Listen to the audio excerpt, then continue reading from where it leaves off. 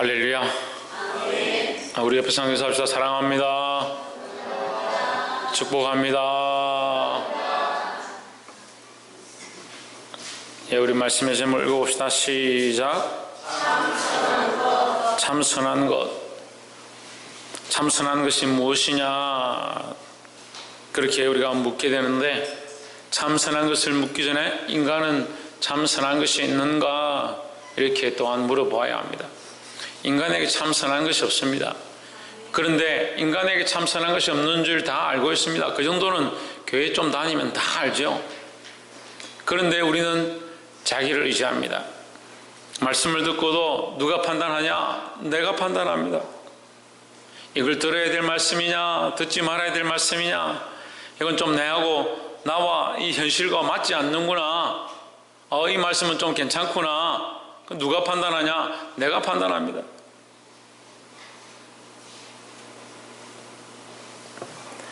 우리 안에 참 선한 것이 없다면 이런 판단 또한 내려놓고 하나님의 말씀 그대로 받아야 된다는 얘기예요. 하나님께서 말씀을 통해서 우리에게 말씀하실 때 그 말씀이 역사되어지려면 우리는 아무것도 아니고 하나님의 말씀에 귀를 기울여야 한다는 겁니다.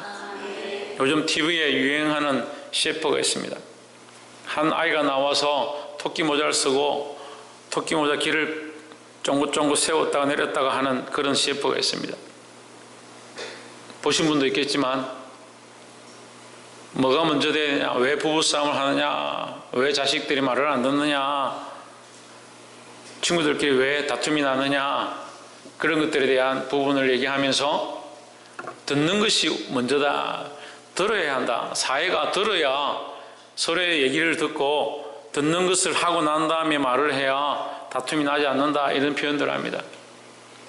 그런데 듣는 것은 배려이기도 한데 우리가 하나님 말씀 앞에서는 듣는 것이 당연한 것이고, 듣는 것이 내 생각과 고집을 내려놓는 거룩한 방법이다 하는 거예요. 하나님 말씀 앞에서 듣기를 주의 이름으로 축복합니다.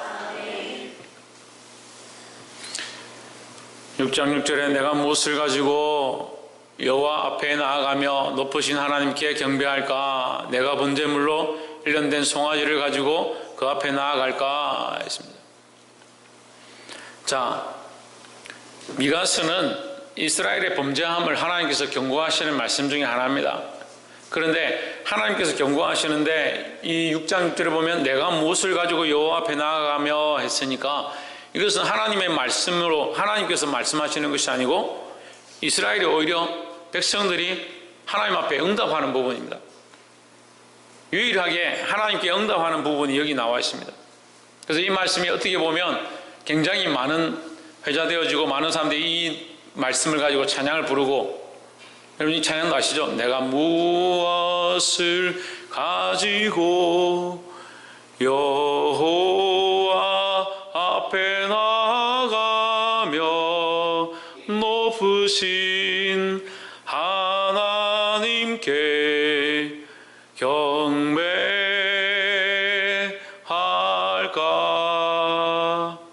좀 안 하는가 보네. 이런 찬양이 있습니다.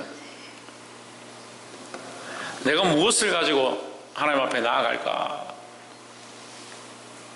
믿음이 좀 있는 사람들, 신앙생활 좀 하는 사람들, 그래도 하나님 좀 안다고 하는 사람들은 이런 노래를 부르기도 하고, 이 말씀을 따라서 내가 무엇을 가지고 갈까? 요 앞에 어떻게 경배할까? 내가 번제물을 드릴까? 어떤 번제물을 드릴까? 7절에 보면 여호와께서 천천의 순양이나 만만의 강물 같은 기름이나 그것을 기뻐하실까? 내 허물을 위하여 내 마다들을 내 영혼의 죄로 말미암아 내 몸의 열매를 드릴까? 이렇게 하는 것이 참 선한 것인가? 라고 생각하는 겁니다. 사람의 모양은요, 결국 뭘 하면 선해질까? 뭘 하면 참 선한 것일까? 라고 생각하는 겁니다. 그래서 행동이 어떻게 해야 되고 모양을 어떻게 해야 되고 내가 어떠한 생각들을 하는 것이 참 선한 것일까? 그렇게 생각하는 겁니다. 근데 우리는 알아야 합니다. 인간의 생각은요, 참 선할 수가 없다는 거예요. 인간이 하는 것으로 참 선해진다면 부자들은 금방 선해집니다. 가난한 사람들은 선해지기 어렵습니다. 재물을 사기 어렵고 많은 재물을 드리기도 힘들고 귀한 것을 하나님 앞에 내어드리기 힘드니까 가난한 사람들은 하나님 앞에 참 선해지기 어려운 거예요.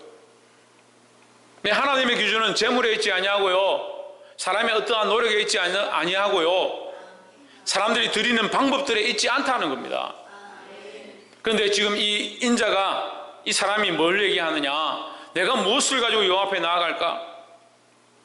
자기는 뭘 생각하느냐, 참 선한 것이 무엇을 가지고 가면, 어떤 식으로 하면, 어떻게 살면 그것이 참 선인가? 그렇게 항상 생각하는 겁니다. 그런데 이건요, 이 사람만 생각하는 것이 아니고 우리 모두 다, 모든 인간들이 항상 생각하는 겁니다. 참 선해지려고, 참 거룩해지려고 어떻게 하면 이것이 참된 것이 되고, 어떻게 하면 이것이 참 예배가 될까, 그런 생각 가운데 있습니다. 근데 여러분, 먼저 생각해야 합니다. 우리 인간이 해가지고 되는 것은 없다라는 거예요.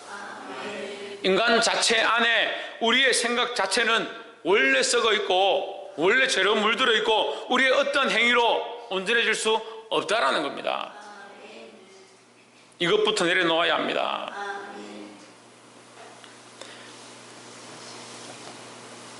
8절에 사람아, 주께서 선한 것이 무엇임을 내게 보이셨나니 했습니다. 그래서 우리가 첫 번째, 우리 인간들은 인간의 힘으로, 우리의 방법으로, 우리의 생각으로 도저히 참 선한 것을 행할 수 없다. 그러니까 하나님께서 우리에게 이 선한 것이 무엇인지 보여주셨고 가르쳐 주셨다라는 겁니다. 여호와께서 내게 구하시는 것은 오직 정의를 행하며 인자를 사랑하며 겸손하게 내 하나님과 함께 행하는 것이 아니냐 하십니다. 여기 하나님께서 우리에게 가르쳐 주시는 참 선한 것, 그것은 이 오직 정의를 행하고 인자를 사랑하고, 정의와 사랑이다. 이게 공의와 사랑이다. 공의와 사랑. 사람이 사는데요, 제가 목회해보고 또한 많은 사람을 만나보니까 이 공의와 사랑을 같이 가지는 게 정말 힘듭니다. 공의를 행하면요, 사랑을 하기 힘들어요. 사랑을 하기 시작하면요, 공의를 대하기 힘든 거예요. 내가 사랑하는 사람한테는 좀 봐주고 싶고, 내가 사랑하는 사람한테는 좀 용납해주고 싶고, 내가 사랑하는 사람한테는 좀 양보해주고 싶고,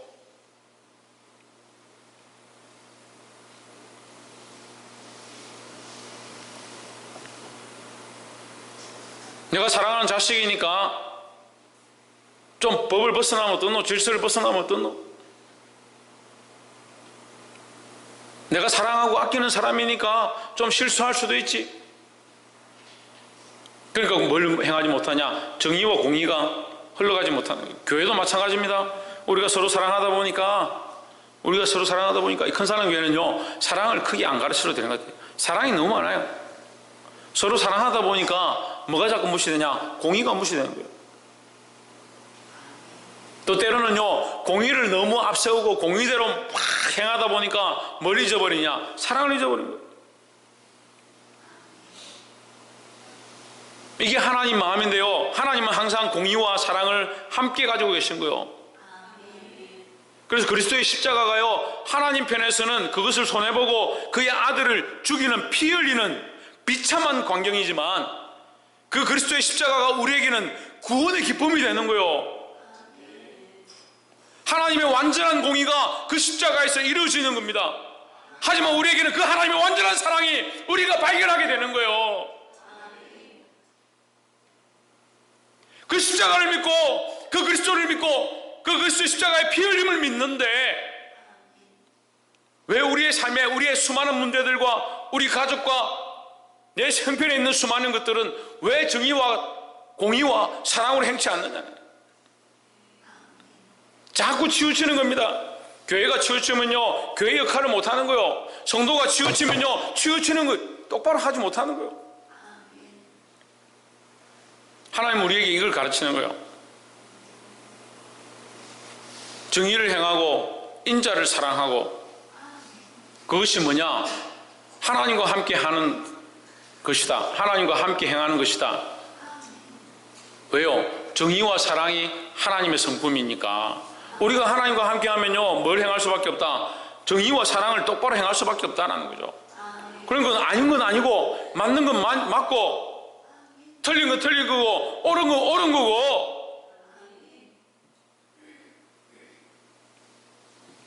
우리나라 속담을 뭐 이런 걸 제가 설교할 때 얘기하는 거 별로 안 좋아하지만, 팔이 안으로 굽는다는 말이 있습니다. 팔이 안으로 굽죠. 근데 말씀이 안으로 굽으면 됩니까? 아이고, 내 자식한테 꼭 이렇게 뭐 말씀대로 이렇게 살아라고, 주일 지켜라고, 헌금을 내라고, 기도하라고,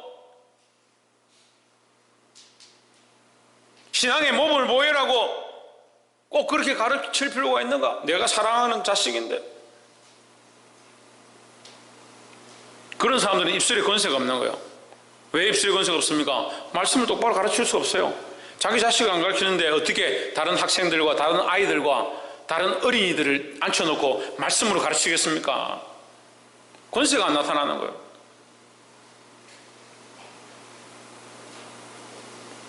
자기 자녀를 사랑하지 않는 사람이 어떻게 다른 아이의 자녀를 사랑할 수 있겠습니까? 하나님을 사랑하지 않는 사람이 어떻게 다른 영혼을 사랑하겠습니까? 우리가 하나님을 참 사랑한다면요, 하나님과 함께 한다면요, 하나님의 사랑을 드러나게 되고요, 하나님의 말씀을 따라가면요, 이 정의와 공의를 행할 수밖에 없다는 거예요.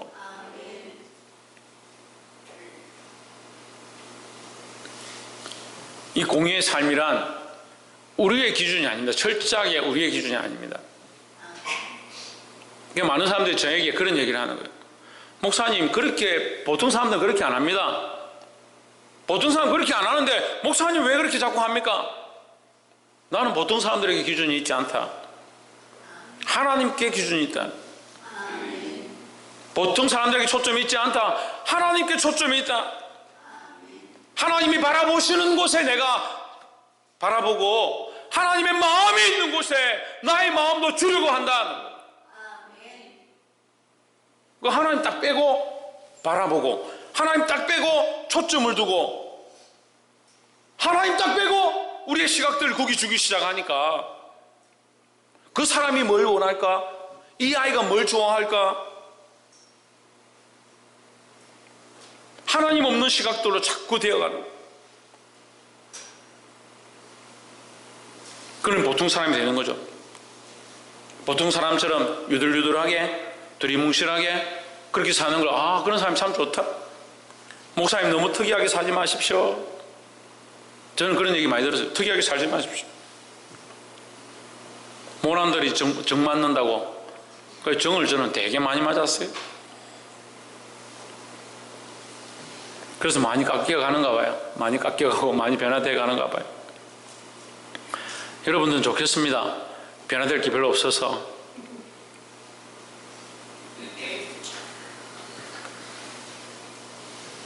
하나님과 함께하면, 따라합시다. 하나님과 함께하면 바꿀 것밖에 없다.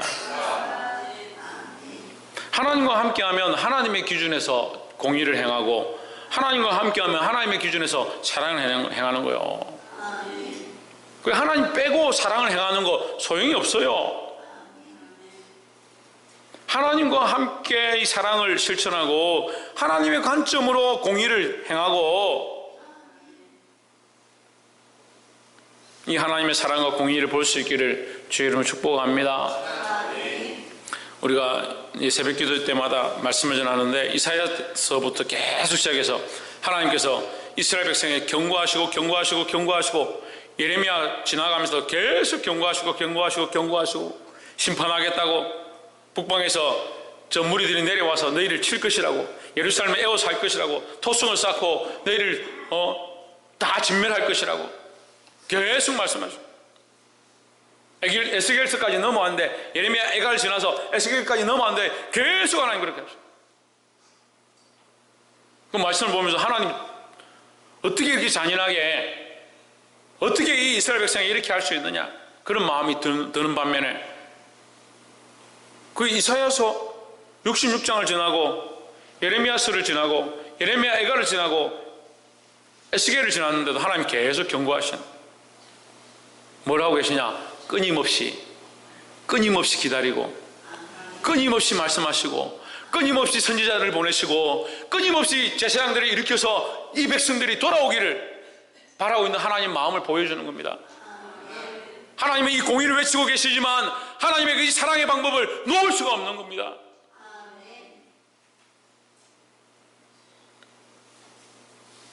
사랑하는 성도 여러분, 우리의 어리석은 생각으로 우리가 이렇게 하는 것이 참된 선이라고 생각하고, 이것이 도리고 이것이 사람들 앞에 이렇게 하는 게 맞지라고 생각하는 그거 내려놓고 하나님의 마음이 우리 안에 회복되기를, 하나님과 함께함으로 하나님 기뻐하신 공의와 이 사랑이 온전히 회복되어지기를 주의 이름으로 축원합니다.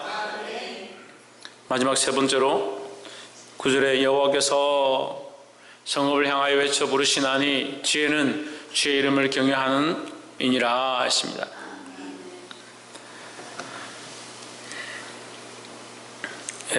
여러분 성경은 그래도 제 성경은 여호와께서 성읍을 향하여 외쳐 부르시나니 완전한 지혜는 주의 이름을 경외함이니라 했습니다. 완전한 지혜다. 그 성경에 완전한 지혜라는 단어가 잘 안 나와요. 지혜라는 말은 있지만 참된 지혜 이런 거 있는데 완전한 지혜란 말이 잘 안 나와요. 완전한 지혜는 뭐냐? 주의 이름을 경외합니다. 지혜는 뭐냐? 하나님을 아는 겁니다. 세상의 지혜는 뭐냐? 사람을 아는 거예요. 사람을 아니까 그 지혜를 가지고 뭐 하냐? 돈 벌어먹고요, 사람들을 이용해 먹고요, 잘 살죠. 그 세상에서 지혜로운 사람은 잘 삽니다. 근데 우리는 하나님 안에서 잘 살아야 되는데 누구를 알아야 되냐? 하나님을 알아야 되는, 하나님을 알아야 되는 거예요. 그 하나님을 모르니까요, 하나님 경외할 줄 모르는 거예요. 제가 전에 가르쳤습니다. 경외가 뭡니까? 경외가 뭐라고 했습니까? 하나님을 가장 두려워하고 하나님을 가장 사랑하는 것입니다. 또한 이 경외도 무슨 모양이 있습니까? 방금 두 번째 얘기했던 공의와 사랑의 모양이 있는 겁니다. 하나님을 가장 두려워하고요, 하나님 공의로우시니까 하나님 가장 두려워하고요, 하나님 가장 사랑하는 거예요. 서울때 뭐라고? 누구를? 하나님 빼먹었잖아. 하나님을 가장 두려워하고 하나님을 가장 사랑하는 거예요. 그게 뭐다? 하나님 경외하는 것이다. 그게 뭐다? 완전한 지혜다 하는 거예요. 할렐루야. 그럼 우리는 뭘 배워야 되냐? 참된 것, 이 완전한 지혜를 배워야 되는데, 하나님이 주신 지혜는 뭐냐? 하나님을 경외하는 거예요. 하나님을 참으로 경외하는 것, 하나님 가장 두려워하고 하나님을 가장 사랑하고.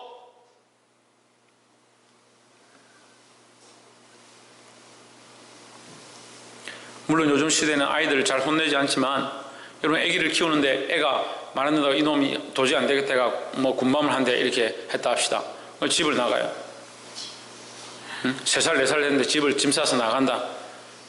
얼마나 속상할 것 같아요.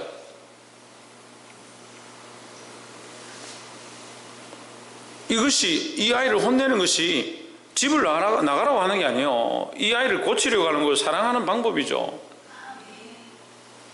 하나님 우리를 향해서 항상 말씀하시는 거예요. 우리는 뭘 알아야 되냐? 하나님의 사랑을 알아야 되는 거예요. 근데 아이가 자라가면서 하나님의 사랑, 부모님의 사랑을 점점 알면 뭐합니까? 혼을 해도, 야단을 쳐도, 잘못됐다 고쳐라 해도 고치려고 하고 부모를 떠나지 않습니다. 근데 모르는 사람이 와가지고 혼을 내면 이 사람이 왜 하노? 왜 이러노? 이러고 도망을 가든지 피하든지 하죠.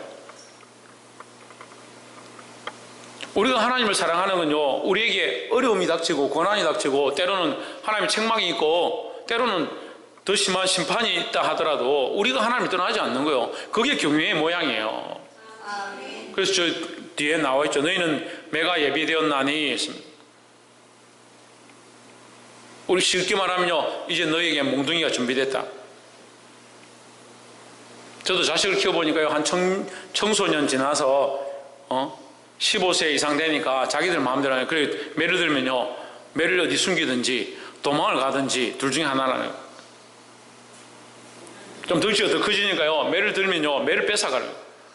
매를 딱 붙잡는데 이기지 못하겠는 거예요. 그게 사람이 나이가 들면 말이 많아지는 거야. 왜 말이 많아지냐? 힘을 안 되니까. 저는 매를 막 때렸는데 이걸 잡고 놓질 않으니까 말로 하는 거예요. 네가 이래가 되겠냐? 어떻게 이 부모한테 이렇게 할 수 있냐? 이렇게 되는 거죠. 세상 사람들 하는 말도 그래서 얘기하는가 보다 싶더라고요. 너희는 매가 예비되었나니 그것을 정하신 이가 누구인지 들을지니라. 누가 정했느냐? 하나님 정하셨다는. 그럼 하나님께서 그냥 정하셨느냐? 공의대로 정하신 거죠. 공의대로. 그럼 공의로 끝나느냐? 우리가 다니엘서와 요한계시록과 이 말씀을 통해서 하나님께서 항상 뭘 하시냐? 때를 감한다 하라는 말씀하세요. 때를 감한다. 그렇지 않으면 그들이 견딜 수 없었느니라 이랬습니다. 하나님 항상 뭘 더하시냐? 그 공의 안에 사랑을 더하시는 거예요. 그러니까 이 하나님을 경외하는 것이 합당하죠.